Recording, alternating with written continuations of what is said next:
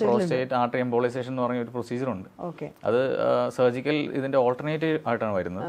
അപ്പം ഒരുപാട് വേറെ ബുദ്ധിമുട്ടുകൾ, ഇപ്പോൾ ഇതൊരു 70 years മേളുള്ളവരിലാണ് കൂടുതലും വരുന്നത്. അപ്പോൾ അവർക്ക് സർജറി ഒന്നും ചെയ്യാൻ പറ്റില്ല, അതിൻ്റെതായിട്ടുള്ള കോംപ്ലിക്കേഷൻസ് ഉള്ളു. അപ്പോൾ നമ്മൾ ഈ പ്രോസ്റ്റേറ്റ് ആർട്ടറി എംബോളൈസേഷൻ ചെയ്യും. അതൊരു മിനിമലി ഇൻവേസീവ് പ്രൊസീജിയറാണ്, ലോക്കൽ അനസ്തീഷ്യ ചെയ്യുന്നതാണ്.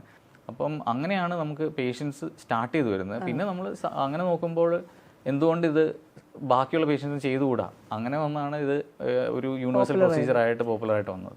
ഈ ഇന്റർവെൻഷണൽ റേഡിയോളജിയിൽ പ്രോസ്റ്റേറ്റ് ഗ്രന്ഥി വീക്കത്തിനുണ്ടോ ട്രീറ്റ്മെന്റ്? പ്രോസ്റ്റേറ്റ് ഗ്രന്ഥി വീക്കം BPH എന്ന് പറയും. അതൊരു 50 years മുതൽ ആളുകൾ കണ്ടു തുടങ്ങും.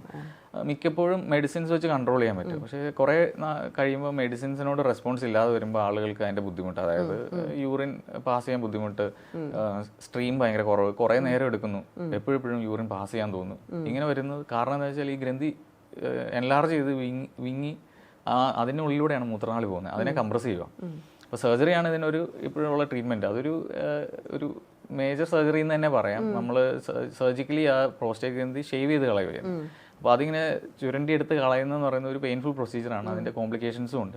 മിക്കവർക്കും അത് ചിന്തിക്കുമ്പോഴേ തന്നെ ഒരു പേടിയാണ്. അപ്പോൾ നമ്മളിവിടെ ചെയ്യുന്നത് പ്രോസ്റ്റേറ്റ് ആർട്ടറി എംബോളൈസേഷൻ. പ്രോസ്റ്റേറ്റ് ആർട്ടറിയുടെ ബ്ലഡ് സപ്ലൈ കണ്ടുപിടിക്കുക, അതിലേക്ക് മെഡിസിനൽ പാർട്ടിക്കിൾ ഇഞ്ചെക്ട് ചെയ്ത് ആ ബ്ലഡ് സപ്ലൈ ബ്ലോക്ക് ചെയ്യുമ്പോൾ സ്വാഭാവികമായിട്ടും അത് ചുരുങ്ങിപ്പോകും. ഈ തിങ്ങി നിൽക്കുന്ന പ്രോസ്റ്റേറ്റ് ഗ്രന്ഥി ചുരുങ്ങുമ്പോൾ അതിനുള്ളിലൂടെ പോകുന്ന മൂത്രനാളി വികസിക്കും. അതാണ് അതിൻ്റെ മെക്കാനിസം. സിമ്പിൾ മെക്കാനിസം ആണ്.